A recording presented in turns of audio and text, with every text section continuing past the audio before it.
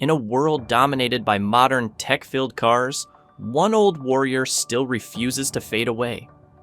The Volkswagen Golf Mark IV, a car from the late 90s that people still swear by in 2025. But why? Why are so many drivers still holding on to this diesel dinosaur? Let's find out why the Golf 4 is still worth every penny. This car might just look like another old hatchback, but for millions of drivers, it's much more than that. It's a memory, a machine, a moment in time that refuses to fade. Launched in 1997, the Golf 4 wasn't about showing off. It was about lasting.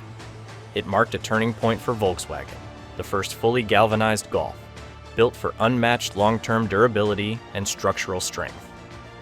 And it sat on the PQ34 platform, a rock-solid chassis also used for the Audi A3, the Seat Leon, and Skoda Octavia 1.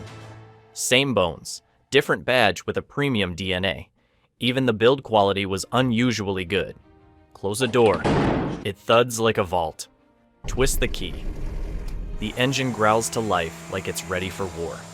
Back then, cars didn't have to entertain you. They just had to work, day after day, winter after winter. And this one did. In Eastern Europe, entire families grew up with a Golf 4. It was the taxi, the vacation car, the student's first ride, and the daily commuter, all in one. And in 2025, it's still out there, not as a relic, but as proof that great cars never really die. Under the hood of many Golf 4s lives a legend, the 1.9 TDI diesel engine. And not just any diesel. This is the one that built Volkswagen's reputation across Europe and beyond. Reliable, efficient, and nearly unkillable. There were several versions: 90, 100, 110, 130, and the mighty 150 horsepower. But the 130 horsepower ASZ and 150 horsepower ARL variants, cult status. They're loved for their balance of power and longevity, and they can handle over 300,000 kilometers without blinking if maintained right. This engine wasn't just strong, it was smart, direct injection, turbocharged, and capable of real-world fuel economy figures around 4 to 5 liters per 100 kilometers. Even by today's standards, that's impressive. And here's the wild part: tuners love it. With a remap and basic upgrades, you can push this engine to 180 horsepower or more without harming its lifespan. It's not just tough, it's tunable, a mechanic's dream. In 2025, when people talk about they don't make them like they used to, they're talking about engines like the 1.9 TDI. It's not fast by today's numbers, but it's faster than unreliability. And that's why it still rules the road. Now, let's talk numbers. What's the real cost of owning a Golf 4 in 2025? Here's the beauty. It's one of the cheapest cars to run, hands down. Insurance? Low. Taxes? Low, especially in Europe for older diesels. Fuel? That 1.9 can do 1,000 kilometers on a full tank if you drive it right. And when it comes to repairs, you're in luck. Because the Golf 4 shares parts with Audi, Seat, and Skoda from that era, the aftermarket is flooded with cheap, compatible components. Need a new suspension arm? $20. New clutch kit? Easy to find, easy to fit. It's also DIY friendly. This is a car you can fix in your garage with basic tools and a YouTube tutorial. No overcomplicated sensors, no software locks, just mechanical honesty. And let's be real, that matters today. When modern cars hit you with $2,000 sensor failures or software issues that need dealership-only tools, the Golf 4 reminds you of a time when you were in control. It's not just affordable, it's freedom on a budget. Modern cars are impressive. Touchscreens, lane assist, self-parking. But here's the question: is all that tech actually better? The Golf 4 makes a strong case for no. There's a reason many drivers say they feel more connected to older cars. The Golf 4 gives you pure mechanical feedback. No artificial steering, no oversensitive sensors, just you, the engine, and the road. No annoying beeps, no warning lights for silly things. Everything has a physical button. You don't have to scroll through menus just to change the temperature. And let's not forget, today's cars spy on you.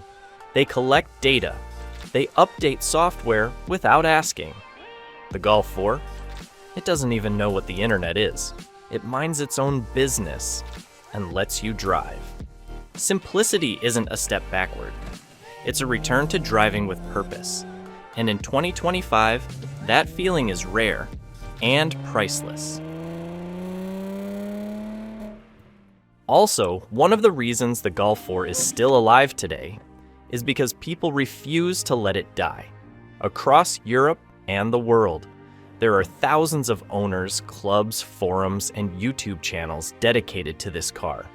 They share tutorials, fixes, mods, and stories. They meet up at car events with 20-plus-year-old Golfs, looking cleaner than some newer models. There's a deep emotional connection here. For many, it was their first car, their dad's car, the car they learned to drive in, and they've kept it alive. Not because they have to, but because they want to. That community means something. If you need a rare part, someone will offer it. If you have a problem, someone's already solved it. This is more than a car. It's a shared culture. In an age where people lease cars and forget them after 3 years, the Golf 4 has fans, not just owners. And that loyalty, it's why this car is still turning keys and turning heads in 2025. Up until now, we've focused on reliability, simplicity, and everyday value. But the Golf 4 had another side, a wilder, more emotional one. It started with the GTI. While not the most powerful hot hatch of its time, it brought sharper handling, sportier styling, and that signature driver-focused experience. But Volkswagen wanted more. They introduced the unusual 2.3-liter VR5, a unique 5-cylinder engine that delivered a smooth, throaty growl and a surprisingly refined power band. Then came the 2.8-liter VR6, giving the Golf 4 real muscle and a touch of class, perfect for Autobahn cruising. And finally, the beast, the R32, a 3.2-liter naturally aspirated V6, paired with 4-motion all-wheel drive, sport seats, and a raw, aggressive exhaust note. It wasn't just quick, it felt alive, mechanical, real. These versions proved the Golf 4 wasn't just built to last, it was built to excite. So, in conclusion, why is the Golf 4 still worth it in 2025? Because it wasn't built for trends. It was built to last. With a bulletproof 1.9 diesel engine, simple design, low running costs, and a community that keeps it alive, this car defies time. It may not have Bluetooth or a massive screen, but it has something modern cars have lost: soul. And that, in the end, is why the Golf Mark IV isn't just still around. It's still loved,